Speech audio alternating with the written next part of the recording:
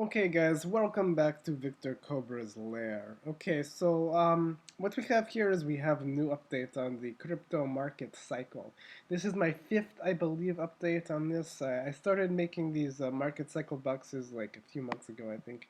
And I've since had to adapt it a little bit to market changes, namely that coins broke out of the uptrends from earlier this year and instead have started forming second bottom slash what I think is part of accumulation for cryptos, kind of like what we saw back here in the 2015, 2016. So if we go back there, you can see kind of why I think that right now Bitcoin is kind of an area like this. So that means we are in part two of market cycle. What is very interesting is that our altcoins actually hardly moved in first parts of market cycle, which is pretty crazy, as you can see here. What that also means is that we can sort of expect that even with Bitcoin consolidating here, that altcoins actually may end up outperforming Bitcoin for the first time in this bull market. We've already seen some altcoins start to outperform Bitcoin. Actually, I believe all altcoins have essentially outperformed Bitcoin for the last month or two. At least from their bottoms, not for the whole year. I'm just saying for the current time period. Um, and then eventually I expect Bitcoin to perhaps try to gun for its all-time high, but it might not happen for quite a while, as you can see here. See, this red box is kind of like the better market's like bottoming period, I guess. See, during this initial move up here in this cycle, we had all to move up a little bit, but not really that much. The move is pretty minor. And now they're right back down.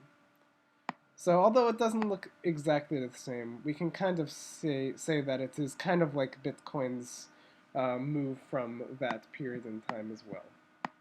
You can see that, kind of like this bottom accumulation period. See these humps. We actually see a lot of altcoins exhibiting similar behavior. I will show that to you in a minute.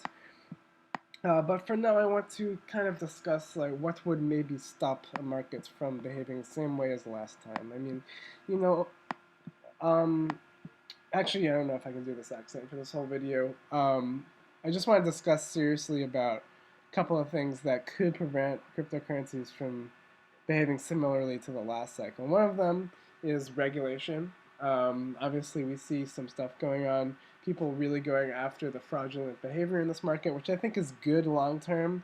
But for now, it's kind of delegitimizing the space. But people probably always thought cryptocurrencies were sort of fraudulent. So the fact that Bitfinex has been operating fraudulently, most likely, may actually already be priced into the market, which is kind of funny to think about. But um, you know, it's really interesting that despite these doubts, the market continues to go up, and it's kind of like a collective delusion, I guess. And a lot of things in our world are based on collective, what you could say, delusions.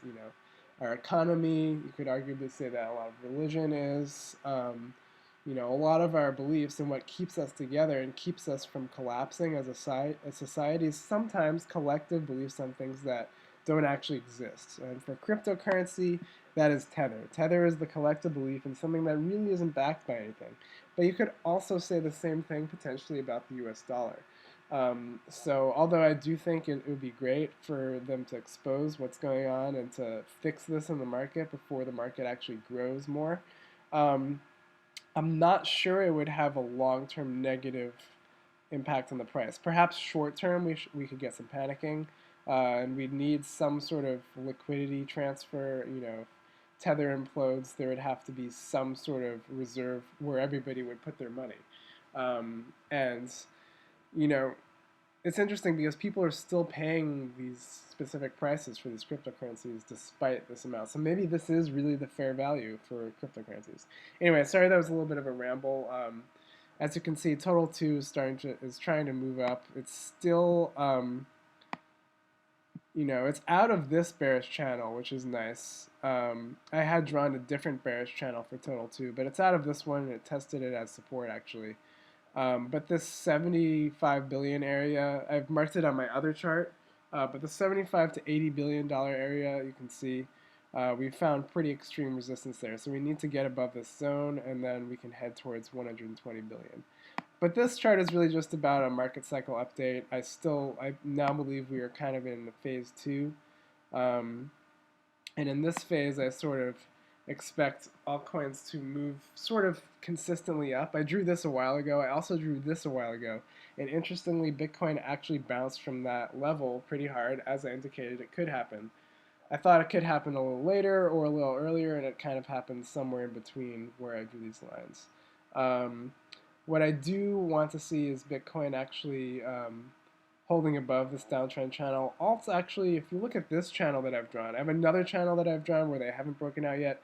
If you look at this channel, it looks fairly bullish. This weekly candle has perfectly tested it as support, and also how I've drawn my long-term uptrend here. You can actually, if I zoom out, if I zoom all the way out, how I've drawn the long-term uptrend here, we've perfectly held it as well. So that's really interesting. You can see these stair steps that alts kind of took in the last bull market. You can also see that in phase 2, they did pretty well. Even when Bitcoin dropped here, they actually stayed pretty consistent, which is interesting. It's a little different from what we're seeing now. Alts are actually a little weaker than they were before. But we do see that alts actually did not make new lows as Bitcoin did. That's also because they sold off more severely. But yeah, you can see that here alts are starting to try to outperform Bitcoin. I guess we'll see what happens. We also had some insane moves by some Chinese coins based off of the Chinese news. That was pretty interesting. This market runs on memes, guys. It's such a small market that it's pretty emotionally driven and also meme driven. So you have people who will buy things just because, you know, and just because of herd mentality. I still really like I am invested in 3 Chinese projects, Neo, Ontology, and VeChain, and I still support those projects, and they're continuing to develop pretty well. So you know, there's no reason for me to sell them. And my average buy-ins for them aren't really that bad. Ontology bought 60 cents, and Neo I bought. My average price is around $6 ish. So you know, I'm actually pretty okay with those purchases. VeChain, yeah, not so much. But these coins don't really have to go up that much for me to be in profit anyway. And yeah, so let's see. And I mean profit overall. I'm in profit on those individual coins like Neo and Ontology, but not VeChain and Nano and some others. So it's kind of a balance. You know, some I'm okay with, some are not. Interesting that alts are moving up now faster than Bitcoin. I don't really. There's a move going on. I kind of expected Ethereum. You know, the second part of this video, I'm actually going to talk about alts mirroring Bitcoin's bottom. And in order to do that, let's first look at Ethereum. Actually, Ethereum, Bitcoin. Why did that happen? That's not what I was trying to do here.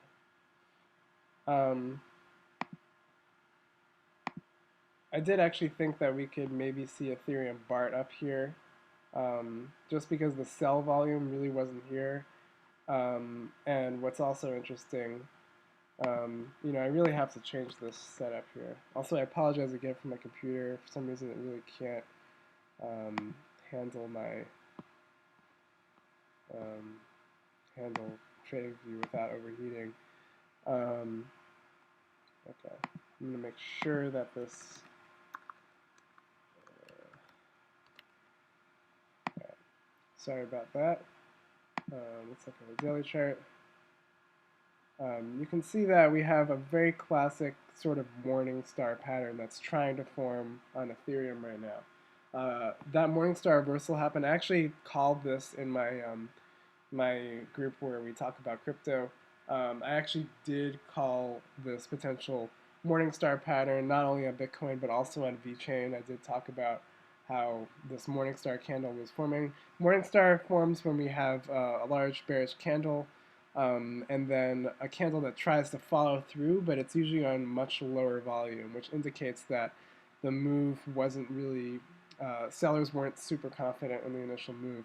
And what happened is buyers took control, they realized that sellers had been exhausted, and they bought us all the way up back above previous support. And then once that move sustained, we had an even higher move that kind of overextended, as you can see. And that actually had high sell volume. So we have to really, bulls are going to have a hard time getting above this downtrend, but I think they can do it. They're making an attempt again right now, so I guess we'll see.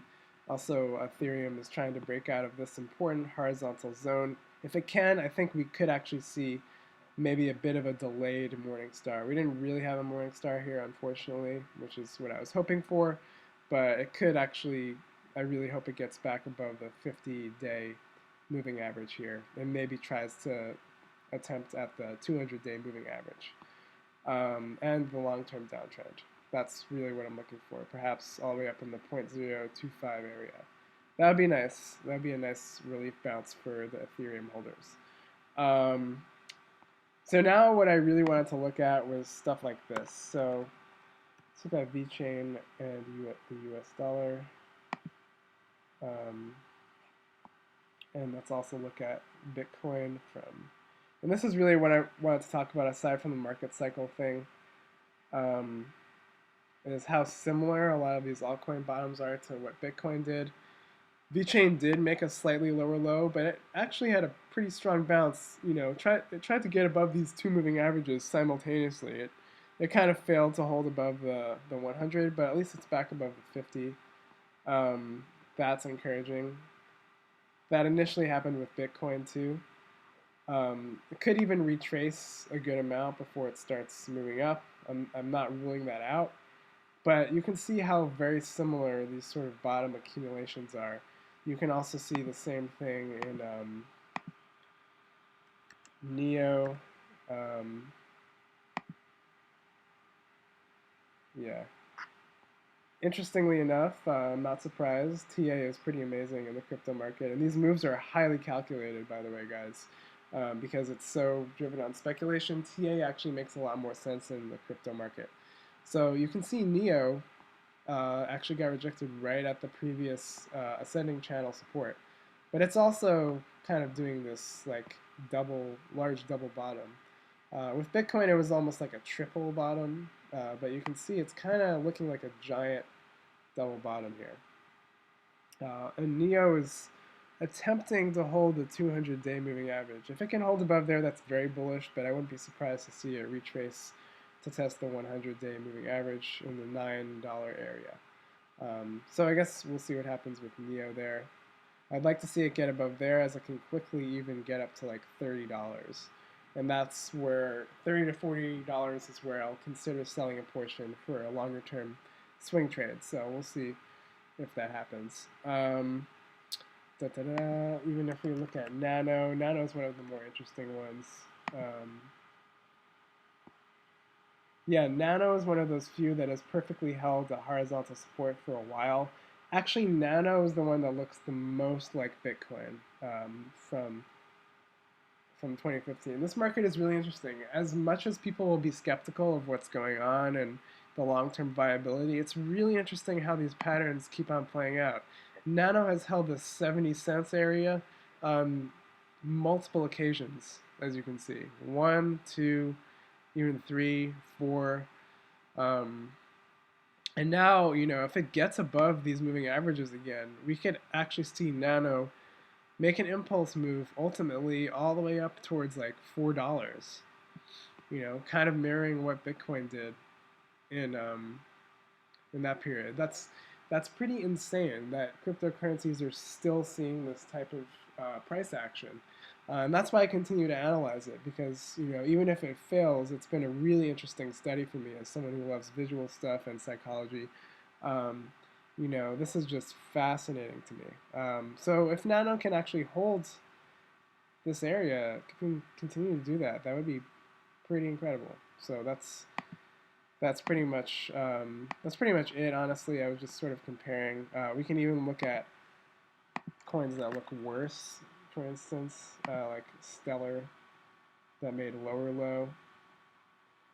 I drew out this market cycle. That's not accurate anymore, but you sort of get the idea. I actually had to change these. I thought we were in stage 4 before, but it was clear that we were forming another bottom. Anyway, let's get back to total 2.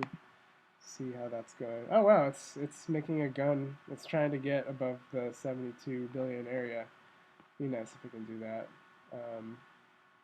It'd also be nice if Bitcoin can move up here. But it's interesting that alts are actually going up without Bitcoin right now. That's actually what I was speculating could happen, particularly in this stage.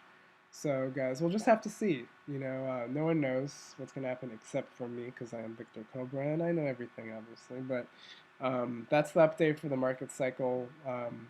If we are seeing slower growth, whether or not this trend holds, it doesn't really matter to me. We are actually, in fact, seeing slower growth. As I said, we likely were. See how much larger the second phase is than the previous second phase. It's frustrating a lot of people. I've noticed the sentiment. I've been staying off Reddit recently because the sentiment is really bad still, even after that pump. People are either salty, people are angry, people are skeptical. The sentiment right now is really still pretty bad. Like, no one actually seems to be particularly excited about anything. People are annoyed that other projects are going up while theirs are stagnating.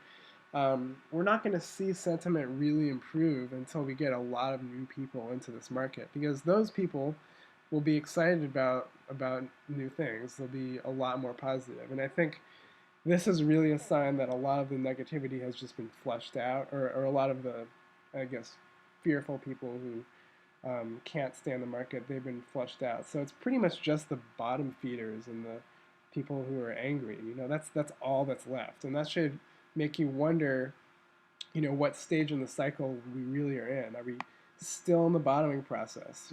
Sentiment-wise, it really does seem like that.